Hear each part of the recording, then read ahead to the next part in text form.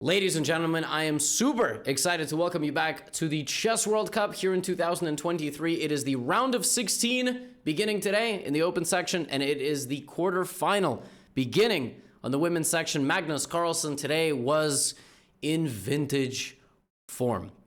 Straight sets, spectacular chess from start to finish, incredible decision making, and he played a longtime rival. We're going to talk about that. We're also going to talk about the continuing rise of Indian chess. They are breaking records every single day, and it looks like mathematically it is all but likely that there will be at least one Indian chess player in the Candidates Tournament of 2024, the tournament that determines who plays for the World Chess Championship as the challenger. My friends, 7 games today I've got for you. Here we go. I'm going to try to move as fast as possible. Magnus Carlsen kicking us off as always.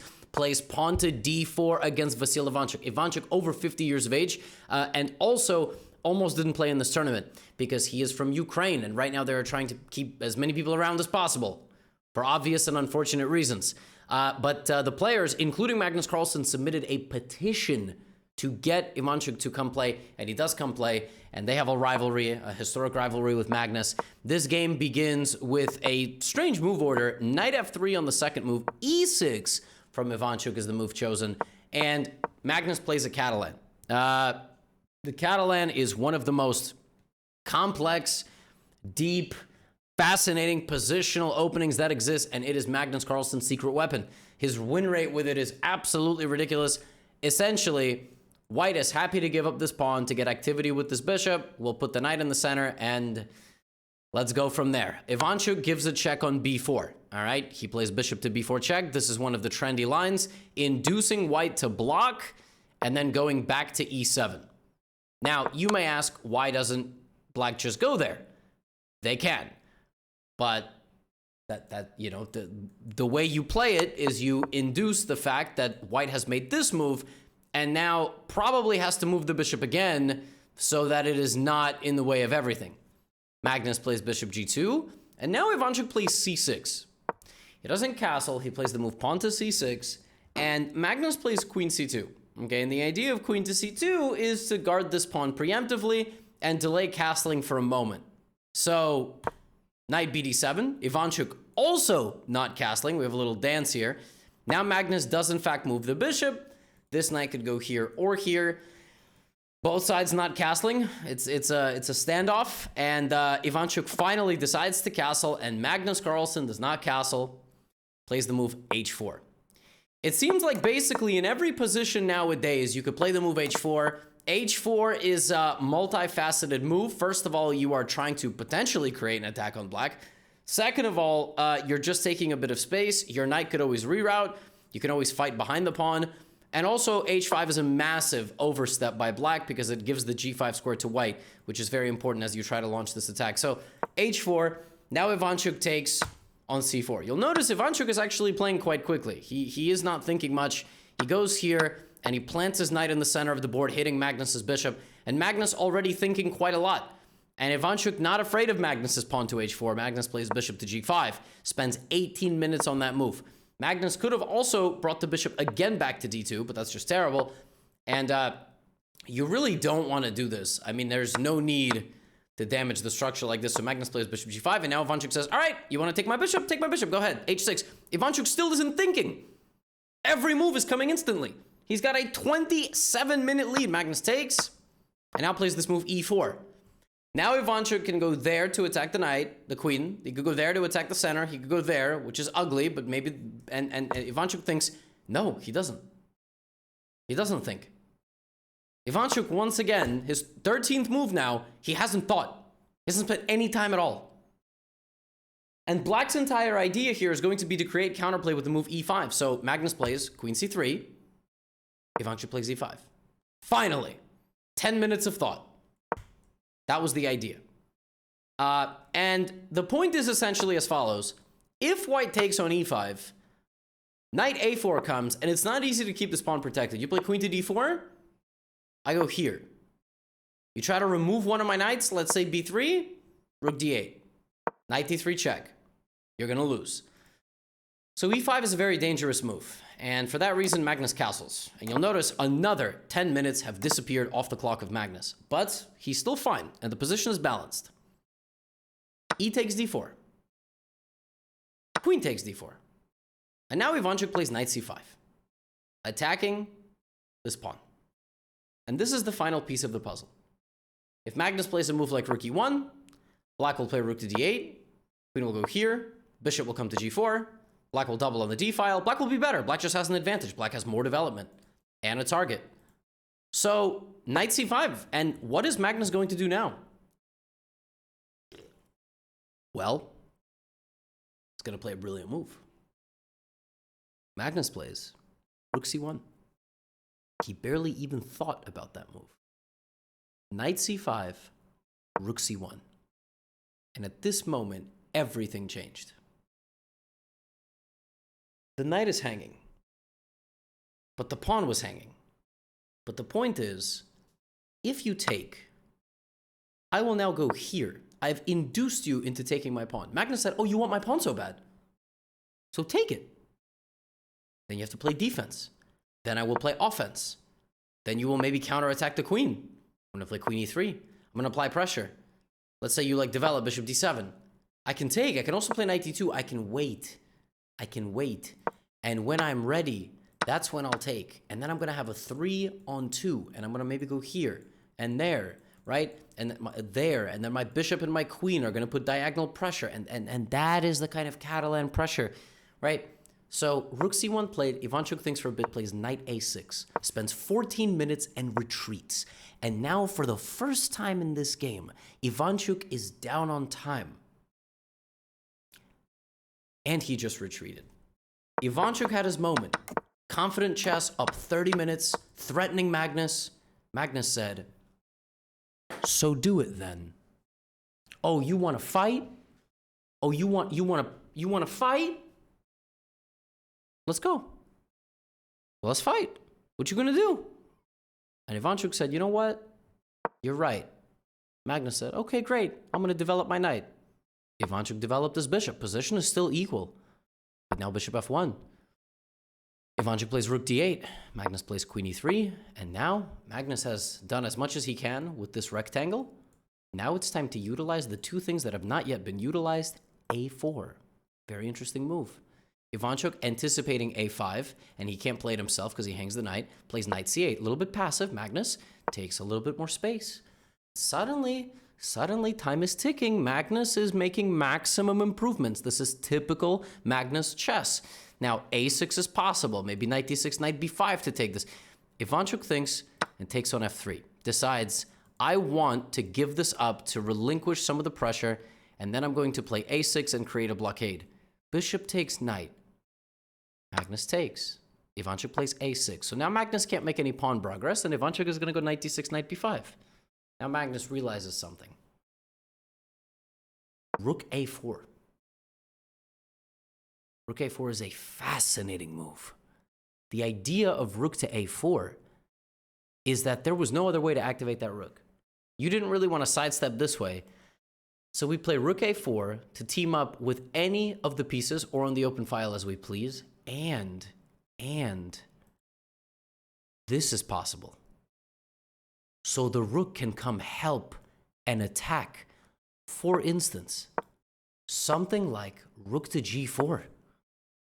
What? That was Magnus's idea when he played in this position a4. Magnus had foreseen that he's not just taking space on the queen side, he's also making his opponent play passively. And now rook a4, and there is an opportunity to rotate and attack because black has no pieces defending the king, just pawns. Magnus has a bishop, so that light square is weak, but these squares could all be weak. Rook a4, e5 is unbelievable coordination. Ivanchuk plays rook e8. Magnus opens the door. Here comes the rook to play defense or offense, any way you want it. Rook g4, queen takes h6 is going to be on the way. Ivanchuk plays knight to d5. Magnus rotates over to the queen side. We can pressure the king. We can pressure in the center. We can also pressure the queen side. Now Ivanchuk dances out with the knight to a7. Magnus plays bishop to d3. The idea of bishop d3, the idea of all of this was to bring the bishop this way, the Catalan bishop, rotating around, getting a new job in the same company, and a higher pay bonus. That is the idea, and the knight cannot go there, which means black is going to have to play pawn to g6, which is going to run directly into h5, a move that was played on like move 9. Everything in white's position works perfectly together. Bishop d3. Now, Ivanchuk in this position had to respect bishop to b1. My friends, would you like to know something insane about this position? On low depth, the computer still thinks this is about equal. On a high depth, it's plus 2.5. Low depth stockfish, which is not smart enough to run at such a high capacity on my browser here, doesn't realize this is winning position for white. It's a completely winning position. Everything Magnus did, from rook a4 to e5 to rotating the bishop, everything he did was too sophisticated for this level of stockfish to even understand. The deeper, more powerful supercomputer realized he was doing all the right things. And now Ivanchuk said, I gotta play h5. I gotta play h5 because I'm gonna have to play g6, and I can't allow him to play h5. Now Magnus plays rook e1. The rook has done its job. Now it's stronghold on the center. Magnus plays queen to c2, threatening a mate on h7. Pawn to g6. Now we create a threat that way. The best move in this position was g4. But, and with the idea of absolutely bulldozing like this, I think probably Magnus didn't like something with the knight jumping into the middle potentially, but it's still winning. Bishop to a2 creates a threat on the pin, queen g6. So black has to do this. Now Magnus puts the knight on g5 from the very beginning. From the very beginning, I told y'all, pawn to h4, because in many lines, black is gonna play h5, and my friends, 20 moves later, seeing the attack was on the way, Ivanchuk played h5, and Magnus played knight g5, justifying the move h4. Do you understand how incredible this is? Rook f8 playing defense. Now the e-pawn is the juggernaut, supported by the knight, the rook, and the bishop from a distance. f6. And now, we have just pried the king's defenses away. h5, f6. That's a soft spot. Bishop back to b1. The bishop moved to b1 a few moves ago. Now it moves to a2. Then it goes back to b1 as we've made another weakness. Incredible play. Magnus utilizing everybody in Magnus's position working together on all sides of the board. f5, yet another weakness created. Now we go to exploit the dark squares in the position. Rook to d5, now the bishop comes back to hit. Rook c5, queen e3, knight d5, and the dance ends as Magnus plays b4, and the rook is just trapped. Ivanchuk is going to have to lose some material. He loses a pawn in the center. He tries to create a little bit of counterplay, but now 2 pawns down, he just resigns. He resigns in this position. Why does he resign? Simple and straightforward. The threat, rook a2, rook d2, rook d7. Black is helpless. Black wants to play knight d6 to hit the queen, but if they do that, queen d4 check. So if black plays king to g8, knight f7 stops knight d6, rook a2, rook d2, rook d7, and push. You can't take on h4 because knight h6 check, also e7. Magnus Carlsen wins the game without a single inaccuracy. Not an inaccuracy. Chess.com evaluated him at 3,600 elo in this game. Not even a brilliant move. No brilliancies. Didn't do anything brilliant. Just played a Catalan, took the center, sacrificed the pawn to push his opponent backwards, coordinated his army with moves like rook to a4 and e5, undeveloped his Catalan bishop to b1. My friends, every pawn in Magnus's position complements the bishop. 6 dark squared pawns fighting on the dark squared complex, while the light squared bishop from a distance snipes the territory of black's king, weakening the pawns, forcing black to push all the pawns forward, forcing black's pawns to move forward. And Magnus wins a perfect game and sets himself up for a fantastic quarterfinal against none other than potentially Gukesh and the winner of Wang Hao versus Gukesh. Wang Hao, Chinese grandmaster, legend of the game, playing Gukesh, who is trying to get to number 7 in the world. He's already the top 10, the number 1 in India. This game got to this position after 11 moves. A very balanced Queen's Gambit decline. This is called the hanging pawn structure, C and D versus E and B. White tries to blockade, tries to trade pieces.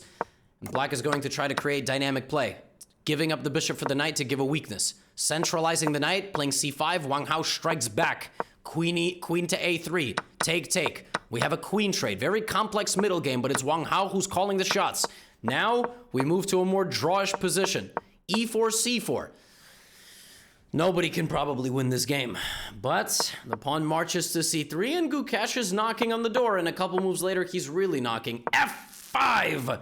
He's not going for a draw. Knight to E6. Rook to D7, avoiding a trade of rooks. Breaking open the center, and here comes his rook. And Wang Hao was trying too hard, I think, to just calm the position down. Left himself with 1 minute on the clock. Gukesh swarmed. H3, take, and the pawn was the hero. Rook C1 check. Knight takes F2, and Wang Hao resigned as he lost his bishop. The pawn was promoting, and he could have played on here, but it's a completely lost endgame. In fact, this is even better. You induce the king into the fork. Gukesh defeats Wang Hao with black, putting him in fantastic position. He now just has to not lose with white. We see in this game what sometimes happens when you try to not lose with white. You play a little bit too solidly. This was a complex but opposite colored bishop position, but Gukesh had the passer. He invested in that c-pawn, and that c-pawn did wonders. And it seemed like Wang Hao was just trying a little bit too hard to be solid. Gukesh never in any doubt, from start to finish, called his shots. And if he defeats Wang Hao and Magnus defeats Ivanchuk, they play in the quarterfinals. That is going to be sensational. With this win, Gukesh is now the 7th highest rated chess player in the world. He just passed Wesley So and Anish Giri, 17 years of age. If Gukesh gains 20 more rating points, which is a lot, he's number 2, number 3 in the world. 2 years ago, Gukesh was 2,500, 2,600, 2,500. He was like the 400 or 500th ranked player. He's number 7 in 2 years. Unbelievable stuff. Oh, but the women's side was also crazy. Nurgul Salimova versus Polina Shuvalova. Queen's Gambit declined. And I've got a couple more banger games after this one as well. She did what's called the Queen's Gambit declined attack. Knight to A4. It's called minority attack. 3 pawns versus 4. Knight A4. Knight C5. A4. Advancing on the queen side. Pawn to A5, creating weaknesses on the dark squares. She actually gave up a pawn. Count the pawns. White is just purely down a pawn, but is relying on the knights. The knights and the pressure on the A and the B file. Knight to D3. She takes on B4, and she manages to cash out with this incredible position. Long-term pressure. And you will notice that white has a cluster of 5 versus the split 2 and 3. That's always going to be beneficial for white. White also has a dominant knight versus that bishop. That bishop has no targets. But the computer could draw this endgame. Rook back to B1. Black plays G5. Black actually should probably play H5. This is considered an advantageous endgame approach. G5 allows you to potentially be restricted. It's probably still a draw, but here come the kings and the pawns. HG. Rook H1, and it is white asking the questions. Can black actually make a draw? Only one side is playing for a win here, and that side is playing white. And you may ask yourself, what just happened? King G7, Rook H5. Why did black not play king to G6? Knight E6. Why did black not play king to F6? Rook H6, Rook D6, and probably thought that she was going to lose the pawn anyway? But for some reason, Polina sees a ghost and decides, you know what? I'm going to lose my pawn anyway. I better get counterplay. But she's just a pawn down now. She must have thought she was losing the pawn regardless. And this, my friends, is a very instructive endgame. If you don't know how to win this endgame, you have to get the Endgames Masterclass, available on my website, Chessly. This is what we call a rook and pawn endgame versus rook. And the way you win this with white is you have to cut off the enemy king from as much of the board as possible. Rook to E5. And when the pawn is going, This is the long side, and this is the short side. And black's king has to be over here to succeed in playing short side defense, or black has to play the Philidor position defense. And black right now is completely cut off. So white is able to simply advance the pawn. King d7, pawn to d6, and what you are going to do in this position is called build a bridge. First, you boot the king away even further, then you escort the pawn to the 7th rank, and in this position, you do what's called build the bridge. Why? You want to go here, you want to go here, you want to go here, and then in this position, you want to block the check. Rook to f4 sets that up, build the bridge, there we go, king c6 or king e6, it doesn't really matter, rook c4, king c7, d8, she wins. Very instructive endgame win. She is now a draw or a win away from making it to the semifinals of the World Cup, and we had yet another decisive result in the game between Tan Zhongyi and Bella Hotenashvili. This one was a Queen's Gambit declined as well. DC, kind of like a Catalan-esque position, and this game was wild. E5, Tan Zhongyi took the center, gambiting a pawn. Knight d6, broke into black's position. Black's king in dire straits. Knight to f5, king to f8. We have a position where black's king is on f8, the pawn is on d6. If black is unable to deal with this pawn, black is going to lose. Knight to d5, take, and white continues to apply pressure. Queen c2, we don't have a repetition of moves. Bishop takes. We go to a queen and rook endgame. That pawn is surviving. Uh-oh, that pawn is gonna survive. And now black is in trouble, but still potentially holding on. And now rook takes e6. Rook e6 is a ridiculous move. The idea is if pawn takes, check, and the king has to go here. And you go here, here, and here, and here, and here. Rook takes e6, the bulldozer, but black still has h5. That is the only move to potentially not lose. Black must have been stunned by this move, tried to play passive defense, but white continued to hammer, and that d-pawn is surviving, and that d-pawn is going to be the hero. Black tries to get back. Queen f1, queen h1 counterplay, but the queen sacrifice with a tempo to promote, and Tan Zhongyi of China sacrifices her rook yet again with the hope of fg and a ladder mate with rook to e8. A fantastic game, a very, very fun game. Those were the two decisive results in the quarterfinals of the women's side. The open section was incredibly decisive. We had yet another Indian matchup. Remember, 4 of the 16 players are from India. Niels Grandelius from Sweden played knight takes and h4 in the opening versus Arjun Erigaisi, who actually went for a French defense. I believe Grandelius plays some Frenches himself. This game was actually kind of a boring one. Queenless game. Rookless game as well. That was a fun sequence, but bunch of nothing. And white essentially has a 3-on-3 and black has a 4-on-2 pawns. That's it. Arjun brings his king to the center.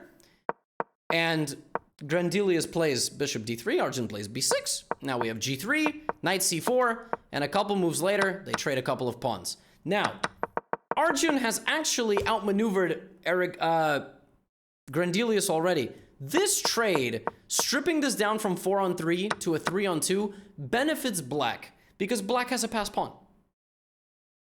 That's actually a major reason. These pawns could be a little bit weak. So, in the search to be too solid, like we saw Wang Hao there, some of these kind of like endgame style middle like positions of just rooks, knights, and pawns, rooks, knights, bishops, and pawns, they're tough to play. Right there, tough to play. Like you try to play g5, you try to instigate. Now, you know, we got a little bit of imbalance here. Position is still equal. Make no mistake, position is likely still equal. Grandelius looking for some counterplay, but here comes Arjun walking his king to the center. Looking for a trade you don't want to take. Just so you understand, you don't want to take. You definitely don't want to give black 2 passed pawns. You don't want to do that. The knight goes passive. Now b4 from Grandelius. c3. And Grandelius gives up the pawn, and I guess his idea might have been knight e6, but this is probably just losing. You probably cannot play like this. Computer thinks maybe you can, but Grandelius reconsiders and wins the e6 pawn, but again, it's just going to be a matter of the pawn. Take.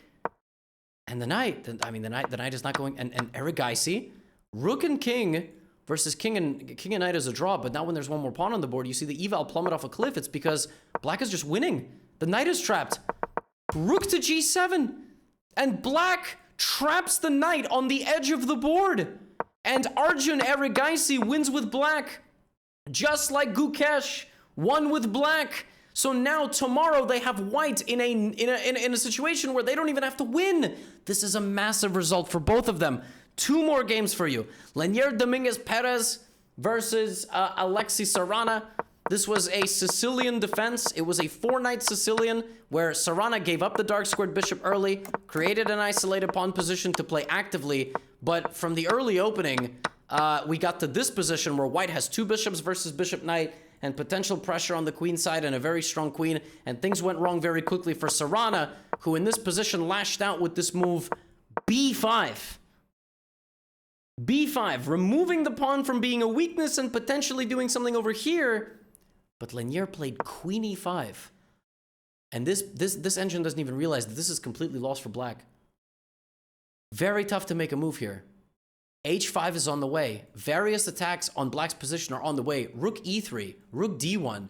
Black played bishop takes c2, but just rook e3. And the queen has to stay guarding the knight. If the queen goes to d2, there's h6. Black is like on the verge of getting mated. So queen c5, walking into a fork voluntarily to try to defend this endgame, but Lenier kicks out the pieces. Rook c5! What a move! Rook c5, disconnecting the queen from the knight. You can't take, because you walk into this. Rook c5, the knight drops back, a fork, a trade of queens, infiltration on the 7th rank, and Lenier making it look easy. Splitting black's pawns up, and Sarana just resigns because he's going to lose his pawns. And he's going to just be down a rook for a knight and a pawn or 2 in an endgame. Lenier Dominguez Perez on the verge of a World Cup quarterfinal. We've been sleeping on Le Dope. That's literally his name. Le Dope. Sick nickname, by the way, like LeBron James. Le Dope. And I got one more for you. We haven't even covered these guys' games. Nijat Abbasov, the last player from the home country, Azerbaijan, remaining versus Salem Saleh, the Arabic Falcon. That is his legal name. Salem Saleh, not Arabic Falcon. He's from the UAE. Nijat Abbasov knocked out Anish Giri. In this game, we had a London. And Salem has just been quietly cooking. A London where white tried to expand on the queen side very early. We got a knight versus bishop situation. Let's keep in mind, we've seen a lot of these dynamics. We've seen the knight be better than the bishop. We've seen the bishop be better than the knight. A4. A5, look at this. Look at Abbasov just putting every one of his pawns on a dark square. So black's bishop just can't do anything. Black's bishop is blocked in by his own pawns. Position is still equal, but it's white who is trying to cause problems. But Salem shuts it down. He locks the position up. You would be probably asking yourself, how did somebody lose this position? Well, there's ways to lose in chess. I mean, you would find a way to lose this with white or with black. And don't get offended that I say that. That's just a joke, okay? I'm kidding. I'm not trying to put anybody down. I've seen comments before. I've even gotten emails. People have written viewer emails like, you should stop saying stuff like that. Like, oh, you're gonna lose. If you're watching this video right now and I say you would lose this with white or with black, first of all, what are you even doing playing in the World Cup if you're watching this right now? Second of all, I'm kidding. Yeah, cool. I would lose this with white and with black. Not against you, but okay. G5, take. Trading the rooks and queen d1. Nothing. Nobody can win this, right? What's going to happen? Is Nijat going to find a way to overpress? What's either a6? All right, it's queen to knight. There's nothing here. It's just a dead draw. Dead draw. Nobody can win. Deadlock position. King f2, bishop d5, h4. All right, fine. h4. Kicks him out. He just lost the pawn. What is he doing? Wait a minute. Abbasov might have just broken through there. In this position, Salem had to play this. He had to kick the queen out before it was too late. This was the setup. If Salem played bishop f7 and bishop to g6, that would have held everything, and then after h4, you can take, and knight h5 is nothing. But Salem mistimed his kicking out of the queen and traded the wrong pawns. He thought he was creating counterplay, but unfortunately, despite the counterplay that he was creating, it was actually white who was suddenly going on the offensive. It was still a draw according to the computer, but this is a very complicated position now. And in this position, the A pawn fell. Now it's really tough for black to defend, but black has a c pawn. So we get into a pawn race. c2. But you had to play c2 right away. Because after queen g6, king h8, if queen c2, there is this. You stop the pawn and you threaten various mates, right? Queen g2 is mate. But the way this happened, Abbasov managed to escape with the king, and he's up too many pieces. Queen e5 check. Salem resigns. He resigns because, for example, he can just queen. Can't take. And there's no checks to the white king. Unbelievable. Nijat Abbasov, hometown hero from Azerbaijan, defeats Salem Saleh with white. It's much better to win with black. Because when you play white, you could control the game. You could kill off all the pieces. So tomorrow, Magnus is going to look to put away Ivanchuk. Erigaisi and Gukesh are going to look to stabilize. Abbasov is going to try not to lose with black. And Linier Dominguez Perez is going to try to put away Alexis Serrano as well. On the women's side, Salimova has a lead. Tan Zhongyi has a lead. World Cup 2023. A lot of fun. Magnus wins a brilliant one. I'll see you tomorrow. Get out of here.